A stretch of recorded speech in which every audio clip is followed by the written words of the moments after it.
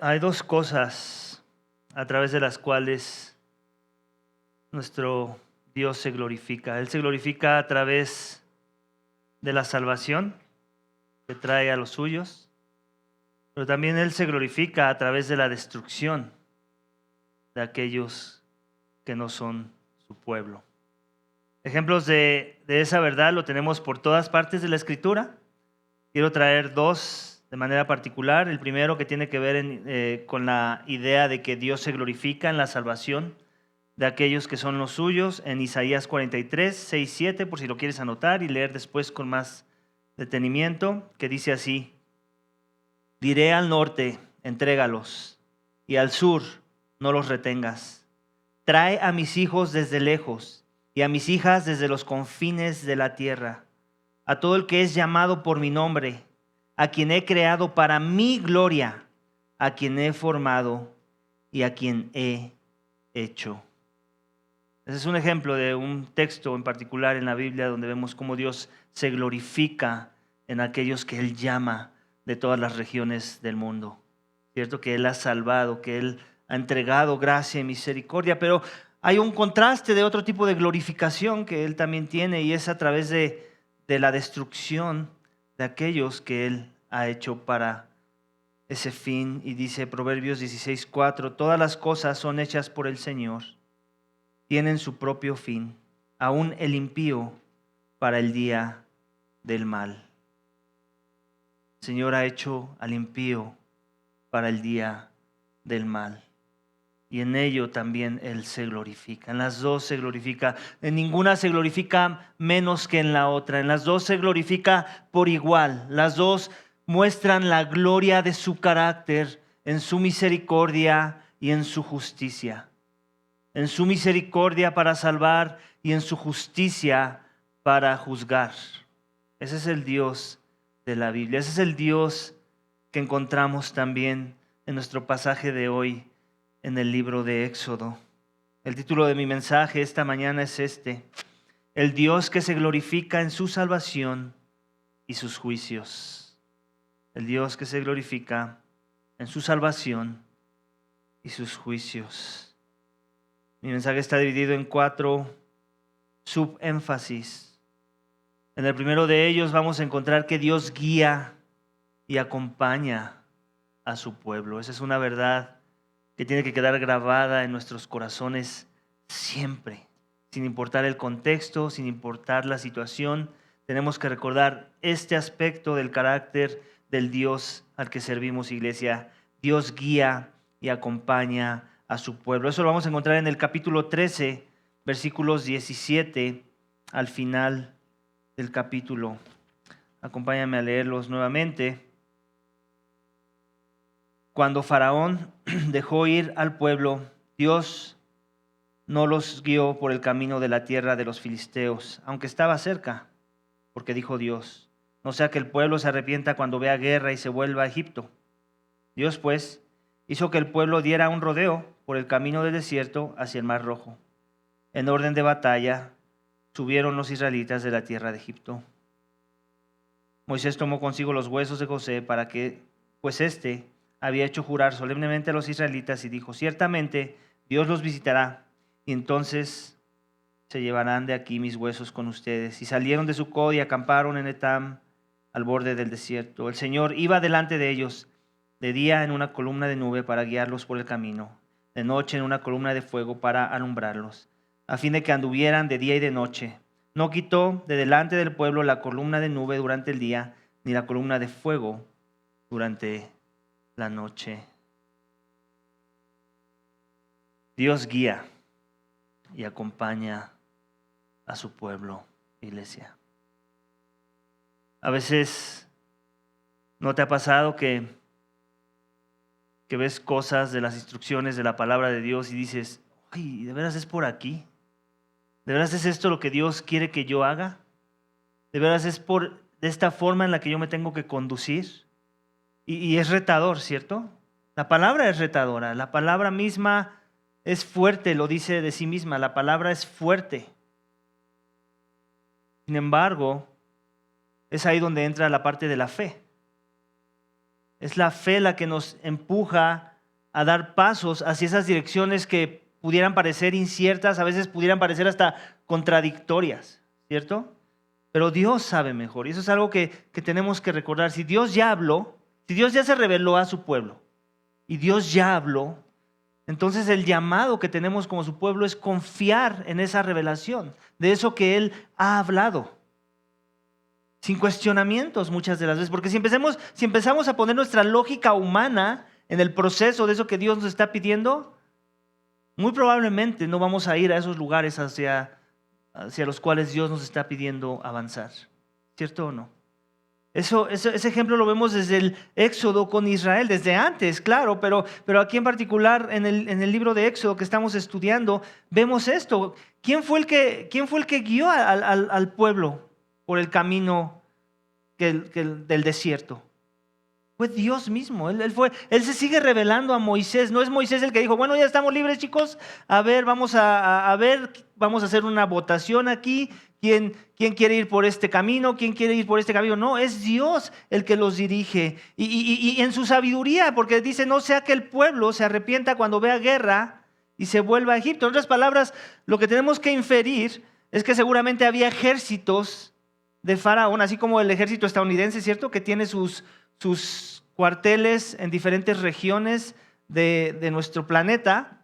Así también el Faraón era un imperio y ellos tenían sus ejércitos ubicados de forma estratégica en ciertas regiones, obviamente hacia el camino de los filisteos, precisamente para guardarse del pueblo filisteo, para que si el pueblo filisteo los fuera a atacar, ellos se puedan defender antes de que lleguen a Egipto los enemigos. Es la misma idea. Si Israel, lo más seguro y lo que tenemos que inferir es que era el camino que se veía más pavimentado, por decirlo así, el menos riesgoso. Y es el que comúnmente ellos hubieran escogido en su partida de Egipto. Pero se iban a encontrar ¿con quién? Con el ejército de Faraón. Y eso los iba a atemorizar. Entonces dijo, mejor que no se vayan por ahí, que se vayan por acá, por el lugar que ellos nunca hubieran escogido, que es el desierto.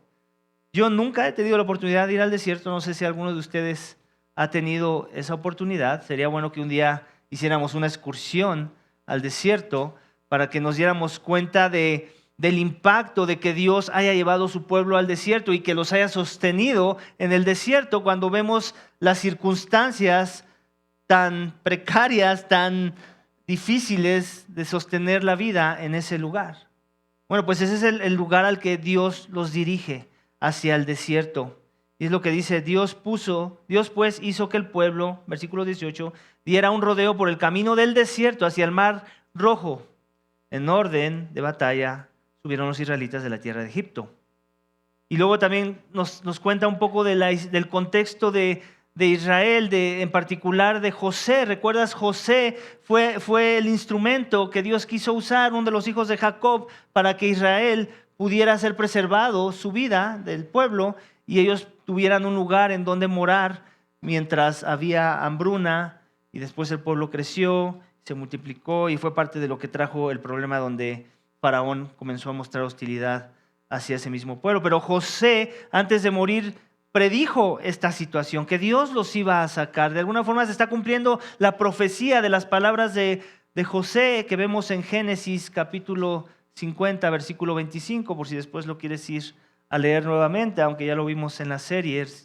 Y José ya había profetizado esto y estaba sucediendo en este preciso momento. Después de 430 años que vimos la semana pasada, fue el tiempo que pasó Israel en Egipto. Entonces ellos hicieron lo propio, honrando la voluntad de uno de los hijos de Jacob, alguien que era muy honrado, por cierto, en Egipto en su momento.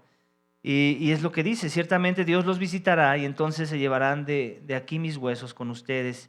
Salieron de Sucot y acamparon en Etam al borde del desierto. Y hasta ahí, pues todo se ve muy bien, ¿no? O sea, ya despojaron a los egipcios, ya no están bajo el yugo de los egipcios, aparte salieron millonarios de Egipto con todas sus familias. Y Dios les está diciendo por dónde hay que ir. Y no solo eso, sino que para incrementar su fe, O sea, no solamente las plagas ya debieron de haber incrementado su fe. O sea, todo lo que Dios ya hizo, los milagros, la muerte del primogénito de Egipto, debía haber sido ya suficiente para que ellos salieran con fe creyendo que Dios es el que está acompañándolos en medio de su éxodo, ¿cierto? Pero no nada más eso, sino Dios encima de eso quiso afianzar sus convicciones en que Él iba delante de ellos. Otra vez, como le sucedió a Moisés en una teofanía. ¿Recuerdas? La zarza ardiente era una forma de la manifestación de la presencia de Dios a través de un elemento. De la misma manera vemos ahora aquí, pero con todo el pueblo, ya no nada más con Moisés, ahora todo el pueblo podía presenciar la manifestación de la presencia de Dios a través de los elementos. Una columna de nube para guiarlos por el camino y de noche una columna de fuego para alumbrarlos, a fin de que anduvieran de día y de noche. No quitó de delante de ellos la columna de nube durante el día y la columna de fuego durante la noche. O sea, esto era para que no le quedara duda a ninguno en el pueblo de Israel de que Dios iba con ellos, de que Dios es el que había orquestado toda esta liberación y encima de eso Él iba como su comandante en jefe en la manifestación de estos elementos, la nube y la columna de fuego. Y no nada más era una forma sorprendente y milagrosa de una manifestación poco común, sino que tenía un propósito. Otra vez, el desierto, un lugar difícil de navegar, ¿cierto? Que cuando es de día, el sol es infernal, quema hasta los huesos. Pero si tienes una nubecita acompañándote, como que ya cambia la cosa, ¿cierto? Como que ya está más soportable ir al desierto. Pero de noche es todo lo contrario. El desierto es frío que quema hasta los huesos también. Entonces, en ese contexto, no solamente ellos podían seguir avanzando de noche porque pueden ver por causa del fuego y la columna, como si tuvieran una veladora gigante acompañándolos, sino que encima de eso la temperatura promedio de un desierto no iba a ser la temperatura que ellos iban a experimentar, sino iba a ser un clima más cálido, más soportable para poder avanzar y no tener ningún padecimiento. ¿No es eso increíble? Dios guía y acompaña a su pueblo, iglesia. Y así sigue siendo hasta nuestros días, que no nos quede la menor duda. También nosotros, como pueblo del nuevo pacto en la sangre de Cristo, somos llamados a obedecer la palabra de Dios. Somos llamados a levantarnos en contra de la injusticia, en contra del pecado, en contra de aquellos que odian a Dios y sus principios, sus mandamientos. Y muchas veces por causa de esa verdad vamos a ser odiados, vamos a ser perseguidos. No vamos a ser bien recibidos por las personas. Y aún encima de esa oposición que pudiéramos presentar, de esa prueba, de esa hostilidad, somos llamados a obedecer la guianza de la palabra de Dios. Con esta convicción y con esta certeza de que Dios nos guía y nos acompaña. Eso es algo que yo he aprendido a lo largo de los años y nunca he visto un resultado diferente. Te lo digo en serio. Otra vez platicaba con mi esposa y hablábamos del ministerio y del tiempo que llevamos sirviendo al Señor y de repente nos desanimamos. Y decíamos, esto está duro. O sea, híjole, no sé si lo volvería a hacer. O sea, vamos, si pudiéramos regresar al tiempo, ¿no? Y decir, no sé si lo volvería, no sé si diría que sí, ahora que sé todo lo que conlleva servir al Señor. Y lo hicimos a manera de pregunta y después yo dije, no, yo sí diría que sí otra vez. Y la razón es precisamente esta, porque ves la mano del Señor.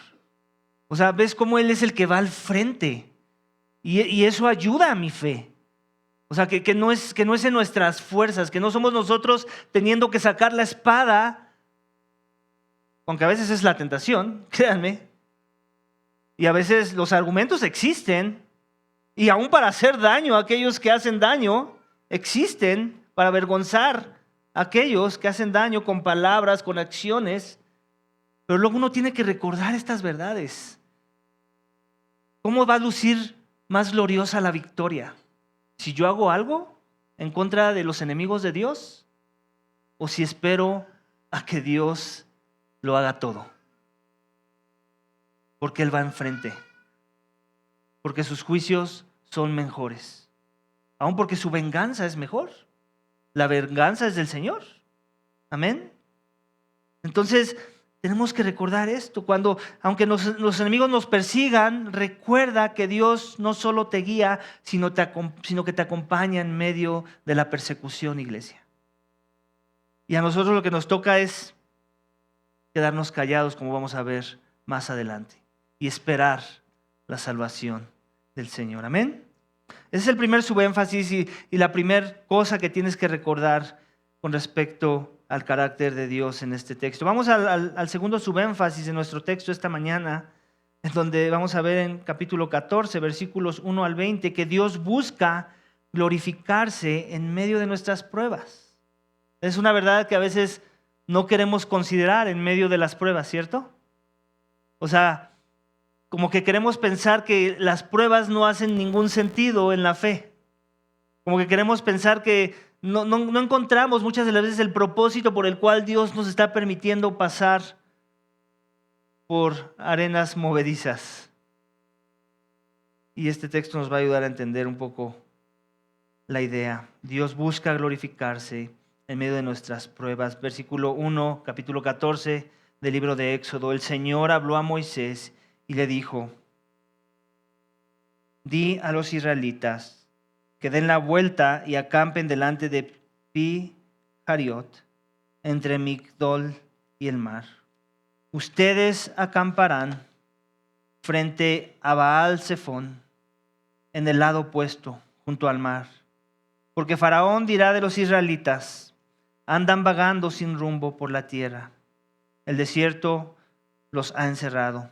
Pero yo endureceré el corazón de Faraón y él los perseguirá. Y seré glorificado por medio de Faraón y de todo su ejército, y sabrán que los egipcios que yo soy el Señor. Y así lo hicieron.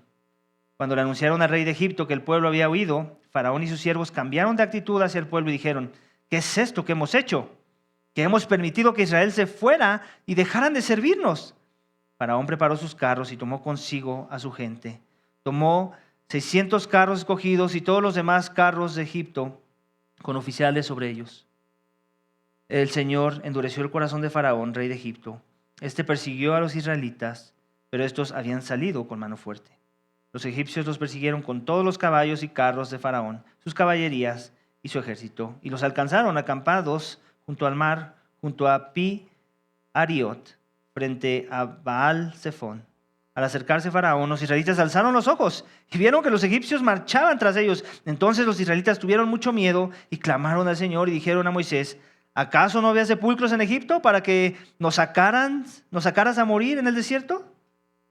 ¿Por qué nos has tratado de esta manera sacándonos de Egipto? ¿No es esto lo que te dijimos en Egipto? Déjanos para que sirvamos a los egipcios, porque mejor nos hubiera sido servir a los egipcios que morir en el desierto. Pero Moisés dijo al pueblo: no teman, estén firmes y vean la salvación que el Señor hará hoy por ustedes. Porque los egipcios, a quienes han visto hoy, no los volverán a ver jamás. El Señor peleará por ustedes mientras ustedes se quedan callados. Entonces dijo el Señor a Moisés: ¿por qué clamas a mí? Di a los israelitas que se pongan en marcha, y tú levanta tu vara y extiende tu mano sobre el mar y divídelo. Y los israelitas pasarán por el medio del mar sobre tierra seca. Pero yo endureceré el corazón de los egipcios para que entren a perseguirlos. Me glorificaré en Faraón y en todo su ejército, en sus carros, sus caballerías. Entonces sabrán los egipcios que yo soy el Señor cuando sea glorificado en Faraón, sus carros y sus caballerías. El ángel de Dios, que había ido delante del campamento de Israel, se apartó iba detrás de ellos. La columna de nube que había ido delante de ellos se apartó y se les puso detrás, y vino a colocarse entre el campamento de Egipto y el campamento de Israel. la nube estaba junto con las tinieblas. Sin embargo, de noche alumbraba Israel, y en toda la noche nos acercaron unos a los otros. Dios busca glorificarse en medio de nuestras pruebas. Amén. A veces así va a pasar. Que tú vas a ver la mano de Dios obrar en tu vida o en la vida de la iglesia. Y no va a pasar mucho tiempo cuando vas a ver otra ola fuerte. Y entonces te va a venir la duda. Te vas a hacer preguntas. Vas a empezar a dudar si en verdad Dios está obrando en medio de nosotros. ¿Alguna vez te ha pasado? A Israel también le pasó. Ellos están ahí como ejemplo de cómo es nuestros corazones, de incrédulos, ¿cierto o no? De faltos de fe, de débiles. Pero para Dios no es nada nuevo. Él conoce el corazón del hombre. Él sigue dando instrucciones a Moisés, capítulo 14, versículo 1. Les dice dónde acampar. Y así lo hicieron. Pero en ese momento que ellos pensaron que ya la habían librado, no contaron con que Faraón iba a cambiar de opinión. Y así pasa con los corazones endurecidos. Pueden dar apariencia de que entendieron la lección a veces. Así puede pasar con tu corazón o mi corazón si no lo rendimos al Señor porque está endurecido. La apariencia de pensar que entendí la lección, que entendí quién es el Señor y dar apariencia de piedad. Lo vemos con Faraón, ¿cierto? Lo estuvimos viendo a lo largo de las plagas. No, he pecado en contra de ustedes, he pecado en contra de ustedes, he pecado en contra de su Señor, ¿cierto o no? Al final pareciera que la última plaga, la pérdida del primogénito, fue la estacada final y ahí sí ya Faraón se iba a doblar las manos. Pues no fue así. ¿Por qué? Porque Dios endureció su corazón. Dios no le dio gracia para que él mirara en una mejor dirección. Él seguía envanecido en sus deleites, en su pecado, en su ego de creerse Dios. Y por eso llama a su ejército. Pero Dios sabía eso y dice, aún en medio de ese endurecimiento, aún en medio de esas acciones de rebeldía en contra mía y de mi pueblo, yo me voy a glorificar. Y eso es algo que tenemos que recordar, iglesia. Dios no nada más se glorifica en nuestra obediencia. Eso es la mejor forma de glorificación para el cristiano, por decirlo así. Nosotros queremos eso, que si Dios se va a glorificar en nuestras vidas, sea nuestra obediencia. Pero también Dios se glorifica en la desobediencia de aquellos que no son su pueblo. Y eso es lo que vemos en el texto. Dios no desperdicia ningún evento humano para no traer gloria a su nombre. Lo tenemos que recordar. Aún las desgracias, como la de la cual oramos hace un momento en nuestro país, Dios la usa para glorificarse. Tenemos que entender eso, iglesia. Pero si no entendemos eso, que aún en medio de la maldad Dios se glorifica. No que Él se plazca de la maldad. Aquí es donde tenemos que tener mucho cuidado. Dios no crea el mal y Él no se place de la maldad, mas sin embargo se glorifica en medio de él. Ese es el Dios de la Biblia. Versículo 5 continúa diciendo, cuando le anunciaron al rey de Egipto que el pueblo había huido, Faraón y sus siervos cambiaron de actitud. ¿Te das cuenta? Y Faraón dijo, ahora sí me la pagan. Me la hicieron, me la pagan. Y llevó a lo mejor de sus ejércitos. Llevó sus carruajes, que sería el equivalente de nuestros días como llevó sus tanques. Llevó sus tanques de guerra. Imagínate, no estaba dispuesto a perder nada más. En su mente es, ya perdí demasiado. Ya me humillaron lo suficiente. No estoy dispuesto a que vuelva a suceder. Iba contra un pueblo que ni siquiera era un ejército. No era necesario llevar los carruajes, no era necesario llevar los tanques, vamos. No, pero el corazón orgulloso piensa que puede mejor, que sabe mejor que Dios. Y así fue. Dios endureció el corazón de Faraón y este persiguió a los israelitas, como dice en versículo 8. Pero ellos habían salido con mano fuerte. En otras palabras, no habían entendido eso aún. Los egipcios los persiguieron con todos los caballos y carros de Faraón, su caballería y sus ejércitos. Los alcanzaron acampados junto al mar. Claro, los iban a alcanzar, iban en carruajes con caballos. Claro. Israel estaba en desventaja, militarmente hablando. Pero no estaba en desventaja. Porque su comandante en jefe era más poderoso que todos los carros de Faraón, que todo el ejército de Faraón y que Faraón mismo. Amén. Al acercarse a Faraón, los israelitas alzaron sus ojos y vieron que los egipcios marchaban contra ellos. Entonces los israelitas tuvieron miedo y clamaron al Señor. ¿Te das cuenta? Habían temido primeramente a Dios por sus juicios. Y otra vez una transferencia de miedos. Esa es la vida cristiana, ¿sabes? De eso se trata, mucho de eso se trata nuestro caminar con Dios. ¿Hacia dónde están tus temores? ¿Hacia Dios o hacia los hombres? ¿Hacia los hombres que pueden quitar la vida? ¿O hacia Dios que puede quitar la vida y arrojar el alma de los hombres al infierno? Esa es la lucha del cristiano. ¿En dónde voy a poner mis temores? ¿En quién voy a confiar? ¿Hacia dónde voy a depositar mi fe? Amén. Pero Dios permite esto precisamente ¿para qué? Para glorificarse en medio de nuestras pruebas. Y dijeron a Moisés los israelitas: ¿acaso no había sepulcros en Egipto para que nos sacaras a morir en el desierto? ¿Por qué nos has tratado de esta manera sacándonos de Egipto? ¿No es esto lo que te dijimos en Egipto? Déjanos para que sirvamos a los egipcios, porque mejor nos hubiera sido servir a los egipcios que morir en el desierto. ¿Es eso verdad? Ellos nunca dijeron esas palabras. Eso es lo que pasa cuando el temor se apodera de los corazones del pueblo de Dios. Podemos empezar a especular cosas que Dios nunca dijo, que Dios nunca pidió.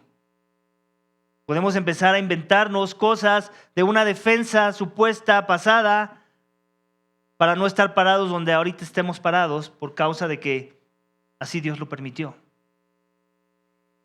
Tenemos que tener cuidado porque el corazón del hombre es un corazón engañoso, ¿cierto o no? Y así va a ser muchas de las veces. Por eso es que no debemos de confiarnos de nuestros propios corazones, sino de la palabra misma. Pero Moisés dijo al pueblo, versículo 13, no teman, estén firmes y vean la salvación que el Señor hará hoy por ustedes, porque los egipcios, a quienes han visto hoy, no los volverán a ver jamás. El Señor peleará por ustedes mientras ustedes se quedan callados. Aquí me encanta Moisés. Puedes ver un cambio en Moisés, ¿cierto? Ya no es el mismo Moisés de antes, temeroso, con 1000 excusas. Aquí no vemos a Moisés, oye Aarón, pues diles esto, ¿no? Moisés hablando. Aquí no dice que Dios le dijo, tú diles que se callen y que esperen. No, este es un hombre que empieza a crecer en convicciones de quién es Dios, quién es Él, lo que ha hecho, lo que ha prometido, lo que les ha mandado hacer. Y así debemos de buscar ser nosotros, iglesia. Conocer el carácter de nuestro Dios para que cuando vengan este tipo de acusaciones, de quejas, podamos dar defensa a la fe, como dice la palabra de Dios. Es parte de nuestro trabajo como pueblo de Dios, ¿sabes? A veces toca decirle a las personas, calla la boca, espera lo que Dios va a hacer en medio de esto.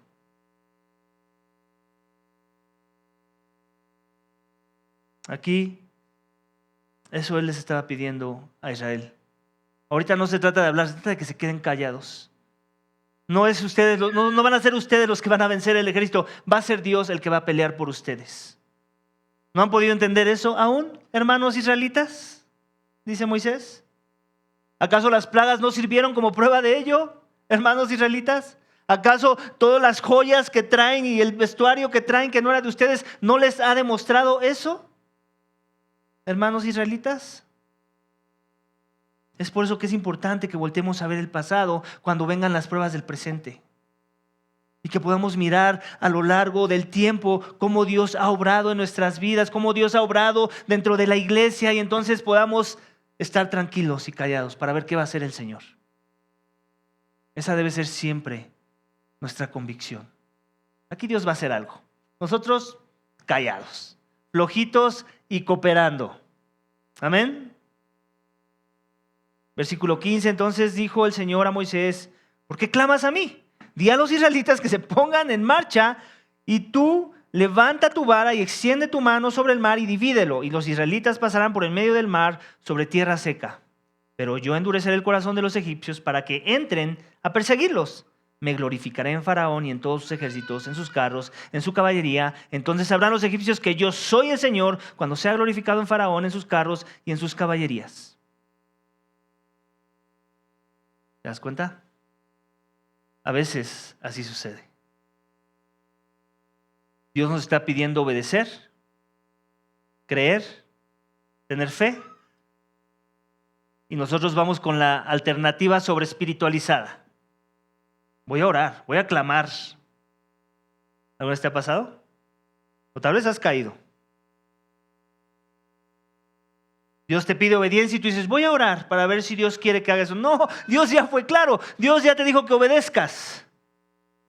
Voy a orar para ver si Dios quiere que esto o que aquello. No. Hay tiempos para orar. Nadie está diciendo que no ores, pero más bien ora para que Dios te ayude a obedecer de una manera digna de Él. Porque Él ya te mostró que hay que obedecer. Y es lo mismo que le está diciendo aquí Dios. ¿Por qué oras? Le está diciendo: obedece, haz esto. ¿Recuerdas de la vara? ¿Te acuerdas de la varita que te di? Esa que se convirtió en serpiente de Aarón.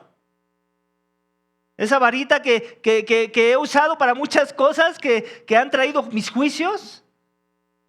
Esa misma varita, síguela usando. Obedece. No clames a mí. Yo creo que es un buen momento para detenernos y considerar dónde estamos siendo como Israel en este momento, iglesia. ¿Qué área de tu vida Dios te está pidiendo obedecer? ¿Rendir a Él? Que tú estás sobreespiritualizando en esta postura de: no, lo voy a orar para ver si es lo que Dios quiere. ¿Verdad? ¿Dios te está pidiendo orarlo? ¿No es más bien tu tranquilizante la oración? ¿No es más bien tu instrumento piadoso a manera de excusa para no ir a los lugares donde Dios te está demandando obediencia a su palabra? Tenemos que aprender a discernir esas cosas también. Otra vez, nadie está diciendo aquí que no hay que orar a Dios o que no hay momentos para orar, porque en verdad necesitamos reconocer su sabiduría en medio de una situación. Pero hay otras cosas que ya han sido reveladas para que caminemos en ellas. Amén. Versículo 19, el ángel de Dios que había ido delante del campamento de Israel se apartó e iba detrás de ellos. La columna de nube que había ido delante de ellos se apartó y se les puso detrás. Y vino a colocarse entre el campamento de Egipto y el campamento de Israel. La nube estaba junto con las tinieblas. Sin embargo, de noche alumbraba a Israel, y en toda la noche no se acercaron los unos a los otros. ¿Te das cuenta? O sea, Dios iba todo el tiempo poniendo atención al detalle. Al principio iba de frente, como diciendo: aquí voy yo, ustedes síganme. Y ahora iba atrás, de una manera muy estratégica. ¿Por qué? Porque el ejército de Faraón ya los había alcanzado. En otras palabras, la nube y la columna se puso ahora detrás para que precisamente no chocaran los dos pueblos. Para que no tuvieran ese temor de pensar de que ya los tenemos encima. ¿Por qué? Porque ese es nuestro problema. Somos muy horizontales en nuestras circunstancias. Y si vemos que el enemigo lo tenemos al acecho, ya nos friqueamos, Pero Dios no quiere eso. Y en ese sentido también guardó un poco sus corazones. Ok, me voy a poner en medio, que no se vean. No te preocupes, tranquilo. Tú sigue avanzando. La ventaja que tenían cuando iba de frente, pues es que el pueblo de Israel podía seguir avanzando aún de noche por la columna de fuego. ¿Cierto? Y eso es algo que también tenemos que entender. Dios está con nosotros, que tiene que ver con la misma idea del primer subénfasis. Dios guía y acompaña a su pueblo todo el tiempo. No todo el tiempo de la misma manera. ¿Te das cuenta? Porque a veces queremos como que meter en una caja a Dios. Decimos, Dios lo hizo así una vez y lo va a seguir haciendo así la segunda vez. No. Dios tiene multiformas de guiar a su pueblo y de acompañar a su pueblo. Lo único que tenemos que creer y somos llamados a creer es que Él nos va a acompañar. Las formas, Él las elige, no nosotros. No podemos encasillar a Dios, meterlo en una cajita y decir, es así como Dios se tiene que comportar ante tal o cual situación. Que a veces así somos, pragmáticos. El pueblo de Dios puede llegar a ser pragmático, ¿sabes? En nuestros intentos de aplicar la fe en nuestros días y en nuestros contextos particulares. No, Dios obra como a Él se le da la gana. Amén. Él está en su trono y Él hace lo que quiere, dice la palabra de Dios. Lo que sí podemos estar seguros es de su carácter, de que Él nos guarda, de que Él nos cuida y de que no siempre va a ser igual. A veces la columna de fuego va a estar enfrente, a veces la columna de fuego va a estar atrás, a veces la nube va a estar enfrente, a veces la nube va a estar atrás, sin importar dónde esté la nube, mientras esté la nube, mientras esté la columna, mientras esté la presencia de Dios acompañándonos en medio de la prueba, podemos estar tranquilos de saber que tenemos un Dios. Amén. ¿Por qué? Porque Dios busca glorificarse en medio de nuestras pruebas. Así que, iglesia, manera de aplicación, en tus momentos de duda y temor por la oposición de los enemigos, permanece firme y expectante de la salvación que Dios proveerá. Firmes y expectantes, iglesia. Amén. Vamos al siguiente subénfasis, versículos 21 al 31 del mismo capítulo 14 de Éxodo, donde vamos a ver que Dios salva para que le temamos y creamos. Moisés extendió su mano sobre el mar y el Señor, por medio de un fuerte viento del este que sopló toda la noche, hizo que el mar se retirara y cambió el mar en tierra seca. Así quedaron divididas las aguas. Los israelitas entraron por en medio del mar en seco y las aguas les eran como un muro a su derecha y a su izquierda. Entonces los egipcios reanudaron la persecución y entraron tras ellos en medio del mar, todos los caballos de Faraón, sus carros, sus jinetes, a la vigilia de la mañana.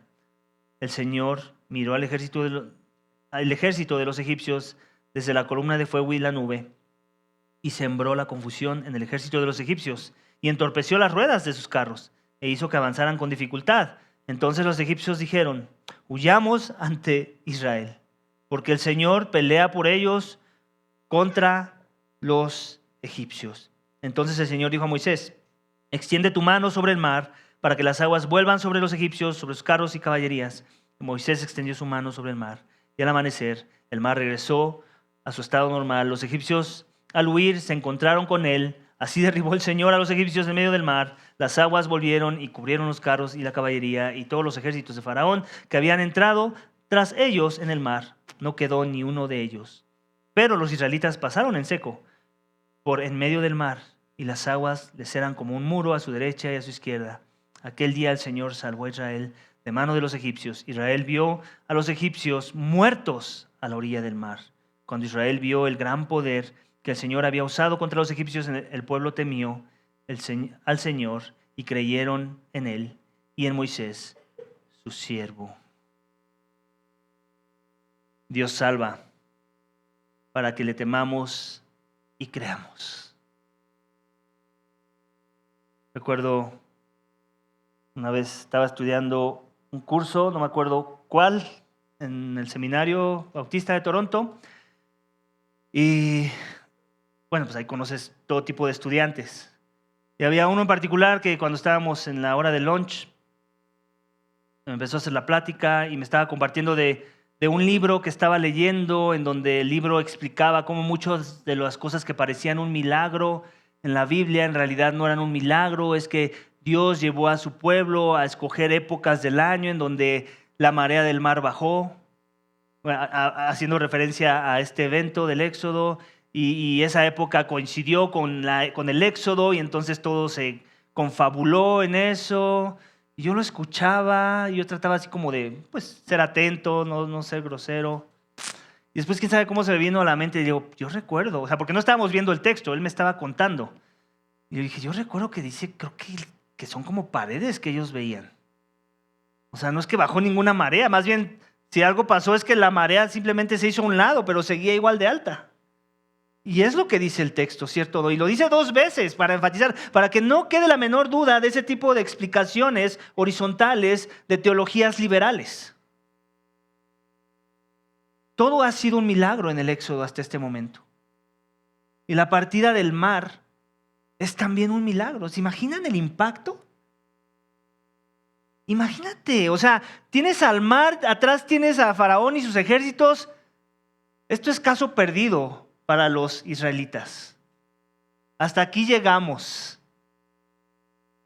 Pero después Dios obra sus milagros a través de su siervo. El mar se parte, no es que bajaron las mareas, sino se parte. Ellos pueden caminar por tierra seca y voltean a su derecha y a su izquierda y lo que ven es agua. ¿Puedes imaginar la escena? Impactante, es un milagro. Solo el Dios que es dueño de los elementos, del cielo, de la tierra, del mar y de la vida misma, puede provocar un evento así. Y parte del por qué lo quiere hacer así es porque lo quiere hacer memorable. Y que no quepa la menor duda de que esto no tuvo intervención humana, no tuvo sabiduría humana el proceso de la huida. Todo fue un milagro orquestado por el poder y la voluntad de Dios. Y es así como lo tenemos que ver siempre. Si la palabra dice era agua, si la palabra dice eran como paredes, eso es lo que tú y yo debemos estar buscando creer, no menos, no más. Recuerdo ese día, fui al texto, le digo, oye, no, pero, o sea, no estoy de acuerdo contigo, me acuerdo que el texto dice esto, entonces me puse a buscarlo y todavía alguien más me ayudó, le dije a alguien que me ayudara a buscar el texto porque no me acordaba bien en qué parte del Éxodo estaba, y la persona se empezó a enojar conmigo. Oye, no, tú ya estás casi como echándome bronca, ¿no? Como difamándome. Y yo así, no te estoy difamando, tú sacaste el tema. Yo nomás estoy pidiéndole a alguien que me ayude. Y era alguien, obviamente, que yo conocía y cercano a mí. Y los dos le estábamos diciendo, no, men, o sea, ve lo que dice el texto, o sea, tira tu libro a la basura. Que no se crean que todos los que van a seminario de veras salen de ahí bien aprendidos. Que a veces como que exaltamos la academia y el seminario. Digo, espero él haya después cambiado su postura, espero le haya ayudado eso, aunque no le gustó. Ya después nada más tomé esa clase y creo que nunca más volví a platicar con él. El punto es ese, que la Biblia nos da lujo de detalle para que sea ese lujo de detalle el que nosotros creamos que fue verdad. Amén. ¿Por qué? Porque Dios quiere provocar en medio de todas esas cosas que son milagrosas, que son espectaculares, que son fuera de este mundo, que sin fe no podríamos creer o no encontrarían una explicación meramente humana. ¿Para qué? Para que le temamos y creamos en Él. Israel tenía miedo de muerte, ¿cierto? Tenían miedo de que su tumba fuera el desierto, ¿cierto o no? Oh, sorpresa. ¿De quién fue la tumba, el desierto? Faraón, de sus ejércitos. ¿Te das cuenta? Ese es nuestro Dios. Lo que nuestros enemigos planeen para nosotros muchas veces, no siempre, pero muchas de las veces se va a revertir. Y si nuestro enemigo planeaba una tumba para nosotros, la tumba Dios la va a guardar para nuestros enemigos. Si nuestro enemigo guardaba una emboscada para nosotros, la emboscada va a ser para nuestros enemigos. Si nuestro enemigo buscaba ponernos el pie, ellos van a tropezar con su mismo pie. Es lo que vemos en el texto, amén. Y es lo que va a seguir sucediendo aún en la iglesia de nuestros días. En el pueblo de Dios, entre el pueblo de Dios. Mientras tanto, Dios nos dice, quédate callado, yo voy a obrar la salvación. Y Él espera algo como resultado de la evidencia de esa salvación en nuestras vidas, que es lo que vemos en el último versículo del capítulo 14. Cuando Israel vio el gran poder que el Señor había usado contra los egipcios, el pueblo temió al Señor y creyeron en el Señor y en Moisés, su siervo. Dios espera fe de nosotros. Dios espera sensatez de nosotros. ¿Cuál es la sensatez cristiana? El temor del Señor. El principio de la sabiduría es el temor al Señor. Estar asombrados de quién es Él, lo que ha hecho, lo que ha prometido, lo que nos ha mandado a hacer. Ese es tu trabajo, ese es mi trabajo, iglesia. No sacar las espadas. Es vivir en asombro de ese que nos libró, que nos sacó de tinieblas a luz, que venció a nuestros enemigos, que venció el poder del pecado en nuestras vidas, que venció el poder de la muerte en nuestras vidas, que resucitó al tercer día, que fue clavado en una cruz como sustituto por nuestros pecados y en el cual hemos confiado si en verdad hemos creído. Yo no sé dónde estás parado tú esta mañana con respecto a una mejor salvación. Yo no sé si ves tu pecado como Dios lo ve. Yo no sé si ves tu pecado como eso que estorba a tu relación con la persona de Dios, como eso que te separa de Dios. Yo no quiero asumir que todos los que estamos aquí presentes en verdad han experimentado la salvación que es por medio de la obra redentora de Cristo en la cruz. El llamado es ese: arrepiéntete y cree en ese regalo. Arrepiéntete y cree en ese tipo de salvación. Arrepiéntete y cree en aquel que llevó la ira en tu lugar. Porque eso es la cruz, ¿sabes? La cruz no nada más es Dios me salvó para que yo no muera. Es Cristo llevó la ira en mi lugar para que la ira no cayera en mi lugar. Cristo padeció el castigo que yo merecía por mi pecado. La ira de Dios cayó sobre él, no las aguas. La ira misma de un Dios santo, airado por el pecado, cayó sobre él y Dios mató a su Hijo en ese acto, como un sustituto por aquellos que habían de creer en esa forma de salvación, en esa única salvación. Porque no hay otra salvación, no hay otro nombre dado a los hombres por el que podamos ser salvos, si no es por el nombre del Hijo del hombre, el Dios hombre, Cristo Jesús. Iglesia, arrepiéntete y cree en el Evangelio si aún no has creído. Y si ya has creído, entonces ahora vive en temor y continúa creyendo en Él. Continúa creciendo en tu creer, ¿sabes? El problema a veces del cristiano es que creemos lo básico, que es el Evangelio, y aunque eso es lo básico que hay que creer, después no queremos creer otras cosas que son implicaciones del Evangelio. Tú tienes que seguir creciendo en tu creer, ¿sabes? No hemos llegado a la cima del creer. Si tú piensas que ya has creído y que eso es todo lo que hay que creer, no, estás equivocado, hay más que creer, hay que fortalecer ese crecimiento, ese creer, perdón. ¿Estás consciente de ello? De que tú tienes que fortalecer el creer. Por eso vemos en el Nuevo Testamento, ¿no? Pasajes como, creo, ayúdame a mi fe. ¿Por qué? Porque sí, creer es suficiente, pero eso no quiere decir que nuestra fe y nuestro creer no necesita una ayuda en el camino. Lo mismo para nosotros, iglesia. Debemos de temer, debemos de creer y debemos de confiar en los instrumentos que Dios pone para ese propósito, ¿sabes? En el contexto de la historia, Dios fue el que salvó. Eso que nos quede la menor duda. No fue Moisés, no fue la vara, fue Dios. ¿Ok? Pero también Dios instituye líderes. Y lo vamos a ver más adelante, cómo el pueblo se rebelaba en contra de los líderes y Dios también castigaba al pueblo. Porque Él no lo veía como que, se están rebelando en contra de Moisés. Pues sí, es tartamudo o no habla muy bien. Pues sí, es que también es un pecador. No, Él lo veía como se están rebelando en contra mía. Yo puse a este monito. Y cuando desechas al monito que Dios pone, no estás desechando al monito. Estás desechando a Dios mismo. ¿Cierto? Y eso lo vamos a ver más adelante. Ahorita es un adelanto, pero de entrada tienes que entender esto, que ¿en quién creyeron? ¿Nada más en Dios? ¿Qué dice el texto? El texto es muy específico, iglesia. Creyeron en Dios y en Moisés. Como Dios, no, pero sí como el mensajero.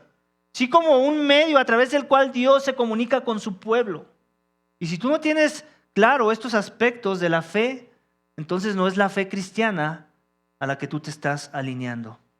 Amén. Vamos a continuar con el último subénfasis de nuestro texto esta mañana, que vamos a encontrar en el siguiente capítulo, que es capítulo 15, donde vamos a ver que Dios es adorado por los que Él salva. Y de eso se trata este canto, ¿cierto? Ellos ven la salvación, ellos ven el tipo de salvación que Dios trajo para sus vidas. Ellos ven a sus enemigos ahí muertos, tendidos, los tanques de Faraón con sus generales, con sus oficiales más importantes. ¿Y qué debía haber provocado en los corazones de aquellos que fueron beneficiarios de ese tipo de salvación? Lo prudente, lo correcto, lo más adecuado era esto que vemos en capítulo 15.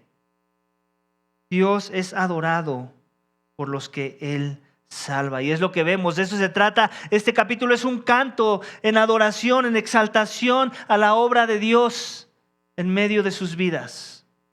Es un canto que incluye los eventos, que recuerda el carácter de Dios, que recuerda los milagros que Él ha hecho a lo largo del Éxodo. Y dice versículo 1, entonces Moisés y los israelitas cantaron este cántico al Señor y dijeron, canto al Señor porque ha triunfado gloriosamente al caballo y a su jinete ha arrojado al mar. Mi fortaleza y mi canción es el Señor. Amén. Y ha sido para mí salvación. Este es mi Dios y lo glorificaré, el Dios de mi Padre y lo ensalzaré. El Señor es fuerte guerrero, el Señor es su nombre. Los carros de Faraón y sus ejércitos arrojó al mar y los mejores de sus oficiales se ahogaron en el mar rojo. Los abismos los cubren, descendieron a las profundidades como una piedra. Tu diestra, oh Señor, es majestuosa en poder. Tu diestra, oh Señor, destroza al enemigo. En la grandeza de tus excelencias derribas a los que se levantan contra ti. Envías tu furor y los consumes como paja. Al soplo de tu aliento se amontonaron las aguas, se juntaron las corrientes como en un montón, se cuajaron los abismos en el corazón del mar. El enemigo dijo, perseguiré, alcanzaré, repartiré el despojo. Se cumplirá mi deseo contra ellos, sacaré mi espada, los destruirá mi mano. Soplaste con tu viento, los cubrió el mar, se hundieron como plomo en las aguas poderosas. ¿Quién como tú entre los dioses, oh Señor? ¿Quién como tú, majestuoso en santidad, temible en las alabanzas, haciendo maravillas? Extendiste tu diestra, los tragó la tierra. En tu misericordia has guiado al pueblo que has redimido. Con tu poder los has guiado a tu santa morada. Lo han oído los pueblos y tiemblan. El pavor se ha apoderado de los habitantes de Filistea. Entonces se turbaron los príncipes de Edom. Los valientes de Moab se sobrecogieron de temblor. Se acobardaron todos los habitantes de Canar. Terror y espanto cae sobre ellos. Por la grandeza de tu brazo quedan inmóviles como piedra hasta que tu pueblo pasa, oh Señor, hasta que pasa el pueblo que tú has comprado. Tú los traerás y los plantarás en el monte de tu heredad, el lugar que has hecho para tu morada, oh Señor, el santuario, oh Señor, que tus manos han establecido. El Señor reinará para siempre, porque los caballos de Faraón con sus carros y sus jinetes entraron en el mar y el Señor hizo volver sobre ellos las aguas del mar. Pero los israelitas anduvieron por en medio del mar, sobre la tierra seca.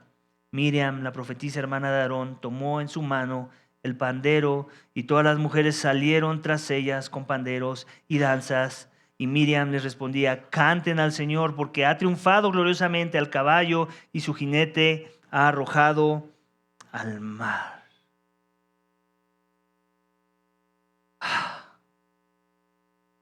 Y toda esta sección para inferir que tenemos que iniciar un ministerio de panderos en la iglesia.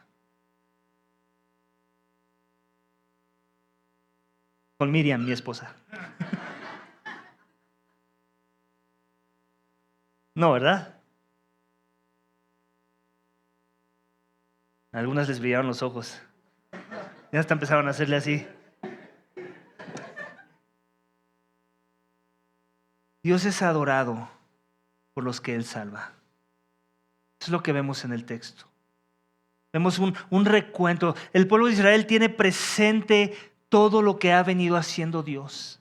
El impacto de la salvación que trajo no solo a sus vidas, sino a la vida de sus enemigos, los filisteos, los cananeos. Ellos están maravillados y asombrados por el tipo de salvación que Dios trajo a sus vidas, por los milagros que pudieron ver a su alrededor, porque sus vidas fueron salvadas una vez más. Dios es un Dios de milagros, amén. Dios es un Dios que guarda a su pueblo, amén. Dios es un Dios que acompaña a su pueblo, amén. Dios es un Dios que salva a su pueblo, amén. Y como respuesta de todas esas verdades, entonces su pueblo adora a Dios, se desvive por Él. Nosotros somos los recipientes de una mejor salvación, iglesia, ¿sabes? Dios arrojó nuestros pecados al abismo. Dios llevó nuestros pecados. Nosotros no vamos a morir. Nosotros, aunque muramos, viviremos. Tenemos vida eterna en el nombre de Cristo. El Hijo llevó la ira. Él no escapó el castigo. Él padeció en nuestro lugar. Él resucitó al tercer día. Ahora está sentado a la diestra de la majestad en las alturas. Reina con poder de lo alto. Continúa obrando en el poder del Espíritu Santo y con la guianza de su palabra en la vida de su pueblo. ¿Nos maravillamos de todas esas cosas? ¿De que habrá resurrección? ¿De que la muerte no va a tener su asunto en nuestras vidas, sino que hemos vencido la muerte por causa de Él? ¿Que resucitaremos junto con Él?